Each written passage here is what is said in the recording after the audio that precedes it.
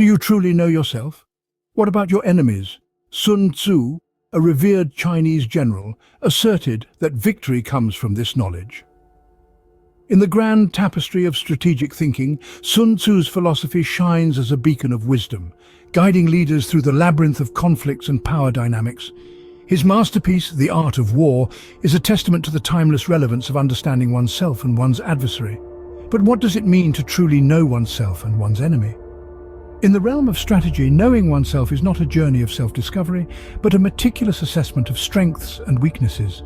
It's about recognizing the tools at your disposal, understanding their potential and limitations, and leveraging them to maximum effect. It's about scrutinizing your own vulnerabilities, anticipating how they could be exploited, and developing countermeasures. But the mirror of introspection is only half the story. To complete the picture, you must also gaze into the lens of your adversary. Understanding your enemy is a complex dance of deciphering intentions, predicting actions, and unmasking vulnerabilities. It's about peering through the fog of conflict to discern the contours of your adversary's strategy, to anticipate their moves before they make them. This dual knowledge forms the bedrock of effective strategy. With it, you can devise plans that play to your strengths while exploiting the enemy's weaknesses.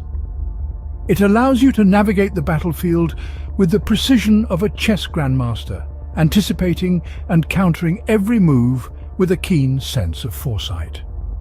This wisdom is not confined to the domain of warfare. In the boardrooms of global corporations, in the high-stakes arena of international diplomacy, the principles of Sun Tzu ring true.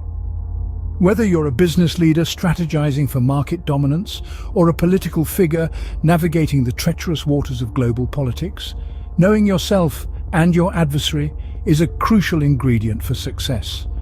In the words of Sun Tzu, if you know the enemy and know yourself, you need not fear the result of 100 battles. What if I told you that all warfare bases itself upon deception? This is a core tenet of Sun Tzu's philosophy. In the grand theatre of conflict, deception takes center stage in Sun Tzu's strategic playbook. Picture this: a master strategist, shrouded in a cloak of cunning, playing a high-stakes game where the pieces are armies and the board a battlefield. Sun Tzu saw deception as a powerful tool, a weapon as potent as any sword or spear. In his view, to mislead the enemy was to gain the upper hand. He advocated for the use of misinformation, feints and camouflage, all designed to sow seeds of confusion in the enemy's ranks. Think of misinformation as a whisper in the wind, a rumor that spreads through the enemy camp, creating doubt, mistrust and fear. These whispers can cause the enemy to make ill-informed decisions or divert their resources to non-existent threats. Feints, on the other hand, are calculated moves designed to misdirect the enemy's attention. Imagine a boxer throwing a jab with his left hand, only to land a powerful right hook. Similarly, in warfare, a feint is a deceptive move intended to divert the enemy's focus, leaving them vulnerable to the real attack. Camouflage, in Sun Tzu's context, goes beyond blending with the physical environment. It's about concealing true intentions, disguising weaknesses as strengths and strengths as weaknesses. It's about creating illusions that can mislead the enemy into underestimating or overestimating your capabilities. These elements of deception combine to form a powerful strategy, one that can unbalance the enemy and provide a tactical advantage. Yet, it's important to note that Sun Tzu's philosophy isn't about deceit for deceit's sake. It's about leveraging deception as a strategic tool to achieve victory with minimal conflict and loss. The art of deception, as Sun Tzu saw it, wasn't about mere trickery. It was about understanding the human dimension of warfare, the psychological underpinnings that can sway the outcome of a battle. As Sun Tzu said, all warfare is based on deception. Timing, according to Sun Tzu, can be the difference between victory and defeat. Now, what does this mean? Well, in the context of warfare, or any strategic situation for that matter, timing is about recognizing and capitalizing on the most advantageous moments. It's about understanding the dynamics of a situation and choosing when to engage or when to retreat. Sun Tzu placed a lot of emphasis on timing. He believed that battles are won or lost, not just by the strength of one's army, but by the ability to seize the right opportunities. This goes hand in hand with his notion of knowing oneself and knowing one's enemy. Understanding the dynamics of a situation, the strengths and weaknesses of both sides, allows for the identification of these timely opportunities. Think of it like a game of chess.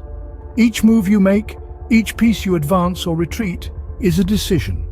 It's a decision based on the current state of the game, the positions of the pieces, and the moves you anticipate your opponent might make. The timing of these decisions can turn the tide of the game. Making the right move at the right time can put you in a position of advantage. Conversely, a poorly timed move can leave you vulnerable. Sun Tzu also believed in the concept of fluidity in warfare. Battles are not static. They are constantly changing, evolving. It's like a dance, with the rhythm and flow shifting from moment to moment. Being able to adapt to this rhythm, to move with the flow rather than against it, is a key part of successful timing.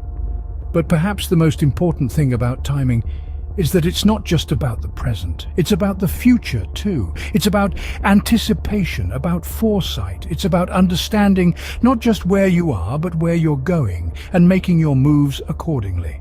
This is what Sun Tzu meant by timing. It's about recognizing and seizing opportunities, about understanding the dynamics of conflict, and about making decisions that are not just right for the present, but also for the future. As Sun Tzu stated, opportunities multiply as they are seized. Imagine winning a war without fighting a single battle. Sounds impossible? Not according to Sun Tzu. This ancient Chinese strategist, in his seminal work, The Art of War, outlines a concept that may seem counterintuitive to many, the art of avoiding conflict. Sun Tzu believed that the highest form of victory was not achieved through bloodshed or brute force, but rather by accomplishing objectives without engaging in direct conflict. Let's unpack this. What does it mean to avoid conflict? Does it imply a retreat or a surrender? Absolutely not. Sun Tzu's philosophy is far from advocating cowardice or defeat. Instead, it encourages strategic thinking and clever maneuvering to achieve the desired outcomes. One way to do this is through psychological warfare. It's about playing mind games, creating confusion, sowing doubt, and spreading misinformation. The aim is to disorient the enemy, making them question their own strategies and decisions. This could lead to internal discord or even cause the enemy to retreat, achieving your objective without a single sword being swung. Another way is through diplomacy. Sun Tzu recognized the power of words and negotiation. He understood that a well-placed word or a cleverly negotiated treaty can be more effective than 1,000 soldiers. Diplomacy can lead to alliances, create divisions among enemy ranks, or even convince the enemy to surrender without a fight. Lastly, Sun Tzu also advocated for the use of non-military means. This involves using economic, cultural, or political strategies to achieve victory. For instance, disrupting the enemy's supply chains, spreading your own cultural influence, or leveraging political alliances can all lead to victory without direct combat. In Sun Tzu's philosophy, avoiding conflict is not about avoiding the fight. It's about outsmarting the enemy, using all tools at your disposal, and achieving your objectives without unnecessary bloodshed. It's about winning the war, not just the battle. Sun Tzu believed that the supreme art of war is to subdue the enemy without fighting. In the last few minutes, we've delved into the mind of a master strategist. Let's recap what we've learned. Sun Tzu, in his treatise The Art of War, emphasizes the importance of strategic thinking. At the heart of his philosophy is the principle of knowing oneself and one's enemy. This self-awareness and understanding of the adversary forms the foundation for effective strategy development. Deception plays a significant role in Sun Tzu's philosophy. He asserts that all warfare is based on deception, advocating the use of misinformation and camouflage to gain an advantage. By keeping the enemy in the dark about one's true intentions, one can maintain the upper hand. Timing and opportunity are also crucial to Sun Tzu's approach to warfare. He argues that seizing the right opportunities and acting at the most advantageous moments can determine the outcome of a conflict. This involves understanding the dynamics of the situation and knowing when to engage or retreat. Moreover, Sun Tzu advises against protracted conflicts. Swift, decisive actions are preferred to avoid the depletion of resources and morale. The goal is to achieve objectives efficiently. Adaptability is another key aspect of Sun Tzu's philosophy. He encourages flexibility in tactics and strategies to respond to unexpected challenges. This aligns with his belief that success comes to those who can adjust to the evolving dynamics of the battlefield. Sun Tzu also emphasizes the efficient use of resources, or the economy of force. By deploying forces judiciously and avoiding unnecessary expenditures, one can sustain warfare. Lastly, Sun Tzu asserts that the highest form of victory is to subdue the enemy without fighting. He considers psychological warfare, diplomacy, and other non-military means superior to open combat when they lead to the desired outcomes. In this exploration of Sun Tzu's philosophy, we see that the art of war, in essence, is a game of strategy, understanding, and psychology.